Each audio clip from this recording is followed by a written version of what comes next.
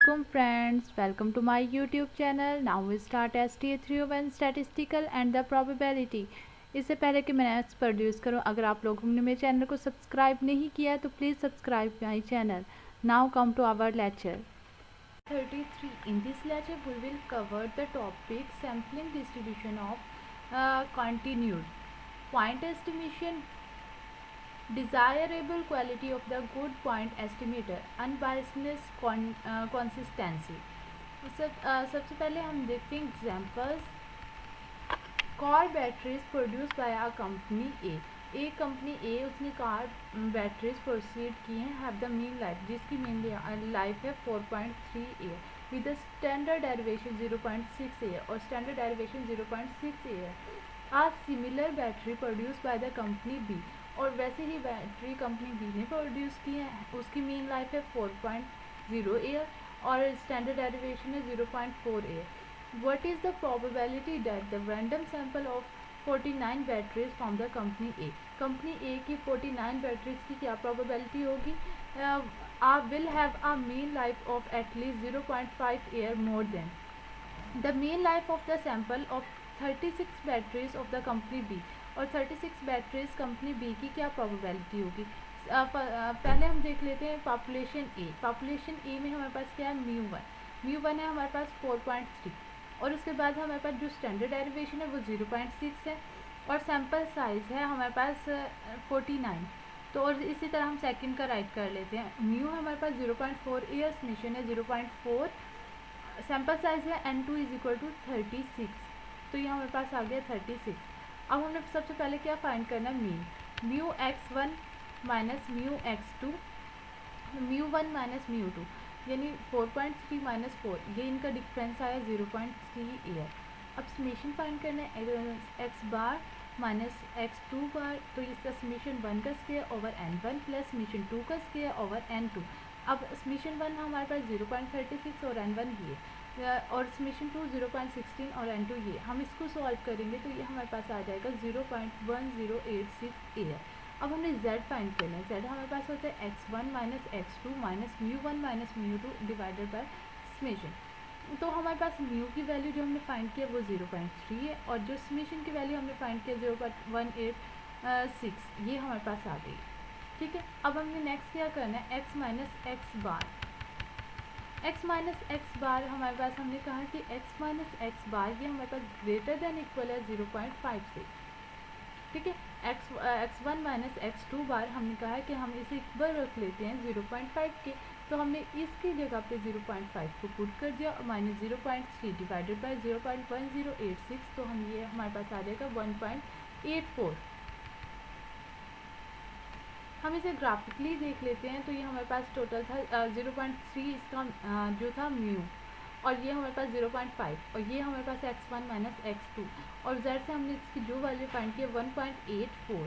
अब हमने z की वैल्यू कैसे चेक करेंगे? 1.8 के 0.04 में चेक करेंगे z की वैल्यू और हमने कहा कि ग्रेटर देन इक्वल है 0.5 से, तो हम इसे 0.5 में से प्रोबेबिलिटी ऑफ z को माइनस कर देंगे. सबसे पहले हम z को चेक करते हैं. हमने किस में चेक किया? 1.8 में 0.04 को. यहाँ से देखें 1.8, ये हमारे पास 1.8 आ गया तो 0.04 हमारे पास ये आ जाता है 0.4671. हमें ये वाली वैल्यू वहाँ पे राइट कर देनी है. ये देखें 0.4671. अब हमने लेस किया 0.0329, ये आ जाता है हमारे पास. नेक्स्ट देखिए हमारे पास है sampling distribution of the difference between the proportion. ये हमारे सैम्पलिंग डिस्ट्रीब्यूशन और डिफरेंस लेना है प्रोपोर्शन में. वो कैसे लेंगे? हम हमारे पास पॉपुलेशन 1 में से पॉपुलेशन 2 को हम माइनस कर देंगे. वो हमें नेक्स्ट एग्जांपल में देखते हैं. एग्जांपल है हमारे पास इट इज़ क्लाइम दैट, हम ये दावा करते हैं 30% of household in the community A. जो 30% हाउस होल्ड है वो कम्युनिटी ए में and 20% of the household community B, वो कम्युनिटी बी में have at least one teenager. A simple random sample 100 household from each community. अगर हम 100 house hold हर community से लें तो रिजल्ट द फॉलो, तो हमारे पास जो रिजल्ट आएगा वो इसे फॉलो करने चाहिए. P A is equal to 0.34 और P B is equal to 0.13. What is the probability observing difference list larger if the claim are true? अगर हमारे पास जो डिफरेंस लिस्ट हो वो लार्जर हो तो हमारा क्लाइंट जो हमने दावा किया है वो हमारे पास ट्रू हो जाएगा। First of all we see the properties, पहले हम इसकी प्रॉपर्टीज़ देख लेते हैं। फर्स्ट प्रॉपर्टी है म्यू P1 माइनस P2, तो ये इक्वल होगा P1 माइनस P2 के। अब हम इसकी सेकंड प्रॉपर्टी देखते हैं, ये हमारे पास आ जाएगा summation P1 minus P2 equal होगा P1 Q1 over N1 plus P2 Q2 over N2 whole का अंडर रूट, और Q हम फाइंड करते हैं 1 माइनस P कर देते हैं। अब हमने म्यू फाइंड करना है, म्यू PA वो इक्वल था 0.30, यानी 30% था, 30% को हम 0.30 राइट कर सकते हैं और 20 को 0.20, तो हमने इसे लेस किया, इसका डिफरेंस आया 0.10। अब हमें समीशन लेना है, समीशन में हम क्या करते हैं P और Q को मल्टीप्लाई करते हैं और डिवाइड करते हैं N के। अब P हमारे पास ये और Q हम कैसे फाइंड करेंगे 1 माइनस P, इसमें से 1 में से इसे माइनस किया 0.70 आ गया, 1 में से जब हम इसे माइनस करेंगे 0.80, ये हमारे पास दोनों Q आ गए। अब हम इनको मल्टीप्लाई करेंगे और सॉल्व करेंगे तो ये हमारे पास आएगा answer 0.0037। They are observe different in sample propagation, और sample propagation is PA minus PB, यानी जो PA उन्होंने हमें क्वेश्चन में गिवन था उसमें से हमें PB को माइनस करना, तो उनका डिफरेंस लेंगे तो हमारे पास 0.21 आ जाएगा। अब हमने Z का फार्मूला था x1 minus x2 minus mu over summation under root, ये हमारे पास जो आ गई है हमारे पास x1 माइनस x2 की वैल्यू, ये हमारे पास म्यू की वैल्यू ये देखिए यहाँ से, और समीशन की वैल्यू ये हमने यहाँ पे राइट कर ली, और अब हमने इसे सॉल्व किया, ये आ गया 1.83। अब हम इसे ग्राफिकली तौर पे देख लेते हैं, ये हमारे पास थी 0.10 और ये हमारे पास आई थी टोटल वैल्यू 0.21, यानी जो हमारे पास मीन x माइनस एक्स बार की वैल्यू आई थी वो हमारे पास ये थी, और z जो हमने फाइंड किया 1.83। अब हम 1.83 की वैल्यू चेक कर लेते हैं, हमारे पास क्या वैल्यू बनती है 1.83, 1.8 में 3 में हम चेक करेंगे, 1.8 ये हमारे पास आ जाएगा 3 में 0.4664, ये हमारे पास इसकी वैल्यू बन जाती है, ये देखिए 4664, ये हमारे पास Z की हमने जो कैलकुलेट की है वैल्यू वो ये आ जाती है। नेक्स्ट है हमारे पास पॉइंट एस्टिमेशन। पॉइंट एस्टिमेशन क्या होता है, point estimation of a population parameter provide a single estimate, a single value calculated from the sample that is likely be close in magnitude to the unknown parameter। Point estimator क्या होता है, एक single value होती है जो हम calculate किससे करते हैं सैम्पल साइज से, और उसे हम मैग्नीट्यूड में क्लोज कर देते हैं और वो अननोन होता है, तो इसे हम पॉइंट एस्टिमेशन बोलते हैं। Difference between the estimate and the estimator. Estimate क्या होता है, वो numeric value estimate is the numeric value of the unknown parameter, ये अननोन पैरामीटर की एक न्यूमेरिक वैल्यू होती है। जब हम इसमें मुख्तलिफ रूल्स और मुख्तलिफ फार्मूलाज लगाते हैं तो ये हमारे पास एस्टिमेटर बन जाता है। ये डिफरेंस है, मतलब जो हमारे सबसे पहले वैल्यू गिवन होगी और वो अननोन पैरामीटर होगी वो हमारा एस्टिमेट है, जब हम उस पर रूल्स और फार्मूलाज अप्लाई करेंगे तो वो हमारे पास एस्टिमेटर बन जाएगी। Desirable qualities of the good point estimator. Good point estimator की डिज़ायरेबल क्वालिटीज़ क्या है, अनबाइसडनेस, कंसिस्टेंसी, एफिशिएंसी, ये तीन हमारे पास है। सबसे पहले हम देखते हैं अनबाइसडनेस। अनबाइसडनेस क्या होती है, our estimator is defined to unbiased if the statistic use the estimator has accepted value to be true value of the population parameter is being estimated, यानी जो हमारे पास एस्टिमेटर है वो इसकी वैल्यू को यूज़ करे, अगर वो एक्सेप्ट होती है तो हमारे पास ये अनबाइस्ड एस्टिमेटर। अब यहाँ पे देखें theta, theta estimator of the parameter theta, ये जो थीटा है ये एस्टिमेटर पैरामीटर थीटा का। अब हम कहेंगे E theta head is equal to theta, अगर ये थीटा की एस्टिमेट वैल्यू थीटा हेड की इक्वल टू थीटा है तो ये हमारे पास अनबाइस्ड है, अगर ये इक्वल नहीं है तो ये हमारे पास बाइस्ड एस्टिमेटर है।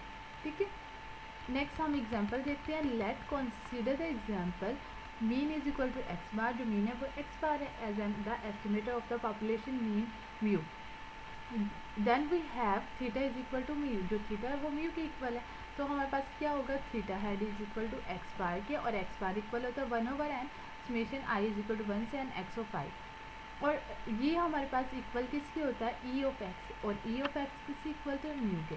और म्यू को हमने इक्वल रखा है थीटा। अब यहाँ पे हम इसकी वैल्यू थीटा पुट कर देंगे, E theta hat is equal to theta. तो ये हमारे पास क्या होगा, अनबाइस्ड। नेक्स्ट एग्जांपल देख लेते हैं। ये हमने जो प्रीवियस लेक्चर में डिस्कस की थी वही एग्जांपल है। यानी एक कंपनी है जिसने हम कार को टेस्ट करना है, और टेस्ट क्या करना है, 4 टेस्ट करने, faulty brake, steering, light and suspension. और हमारे पास नंबर ऑफ फॉल्ट्स कितने, 0 1 2 3 4। और हमने चेक क्या करना है, if we let x denote the number of fault, अगर हम x को डिनोट करें कि नंबर ऑफ फॉल्ट है in a car, then we take the value, तो हम इसकी वैल्यू लेंगे, and the probability of each x is 1/5, और हर एक की प्रोबेबिलिटी 1/5 होगी। हिंस फॉलोइंग प्रोबेबिलिटी डिस्ट्रीब्यूशन, ये देखें नीचे उन्होंने टेबल दिया, ये नंबर ऑफ फॉल्ट 0 से 4 आ गया, और हर एक की प्रोबेबिलिटी 1/5, यानी ये हमारे पास हर एक की प्रोबेबिलिटी 1/5। जब हम इसे काउंट करेंगे तो ये हमारे 1 के इक्वल होगा। अब हमने म्यू फाइंड करना है। म्यू हम कैसे फाइंड करते हैं, इन दोनों को मल्टीप्लाई करके, और एक और यहाँ पे हम एक और टेबल बनाएंगे। यहाँ पे हमने इस वाले को इस वाले से मल्टीप्लाई करेंगे, और फिर हम यहाँ पे वो राइट करेंगे, और इसको हम जब कैलकुलेट करेंगे और ऐड करेंगे तो वो हमारा इक्वल होगा 2 के।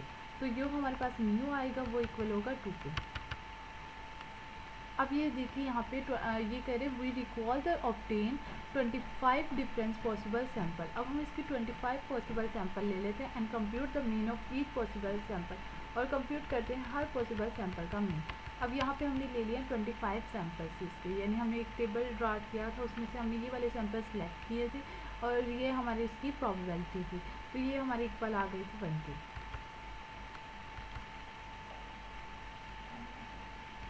अगर हम इसका कैलकुलेट करते हैं तो ये हमारा 50 और 25 होता है, इसलिए हमने 2 जो हमने अभी ऊपर बताया था कि ये इज इक्वल टू 2 आएगा जब हम इसे कैलकुलेट करेंगे। नेक्स्ट है हमारे पास visual representation of the concept of unbiasness. Unbiasness के कॉन्सेप्ट को यहाँ पे डिफाइन किया, E of x bar is equal to mu. जो हमारे ई ऑफ एक्स बार है वो इक्वल होगा म्यू के, implies that distribution X bar is centered at mu. ये हमारा सेंटर्ड होगा म्यू पे। अब हम E of x bar is equal to mu right करते हैं। पहले हम क्या राइट करते थे, E of P is equal to, E of P किसके इक्वल होता है, एक्स ओवर एन के। हमने यहाँ पे एक्स ओवर एन कॉमन ले लिया। ई ऑफ एक्स किसके इक्वल होता है, पी के, और ये एन पी के इक्वल होता है, तो ये एन से कैंसिल, तो ये इक्वल आ जाएगा पी के। ये हमारा अनबाइस्ड है। अब ये देखिए यहाँ पे इन्होंने राइट किया है क्वांटिटी पॉजिटिव। अब अगर E theta dash greater than theta होगा तो ये हमारे पास पॉजिटिव होगा, अगर ये लेस देन होगा तो ये हमारे पास नेगेटिव होगा। और हमारे पास वेरिएंस का फार्मूला होता है S square summation x minus x bar whole का स्क्वायर एन माइनस 1। नेक्स्ट है हमारे पास कॉन्सिस्टेंसी। कॉन्सिस्टेंसी हमारे पास होता है an estimator theta hat is set to be consistency estimator of the parameter theta. ये कॉन्सिस्टेंसी एस्टिमेटर है पैरामीटर थीटा की if the arbitrary small positive entity E. अगर हम कोई भी पॉजिटिव एंटिटी ई ले लेते हैं, अब लिमिट एन अप्रोच करें अनडिफाइंड को, और P theta had minus theta less than equal हो ई के, और ये पूरा कंप्लीट जब हम इसकी लिमिट अप्लाई करें और ये इक्वल आ जाए 1 के। ये हमारे पास है कॉन्सिस्टेंसी का formula. Now lecture is finish. अगर आपका कोई भी क्वेश्चन है तो आप कमेंट में पूछ सकते हैं। Thank you for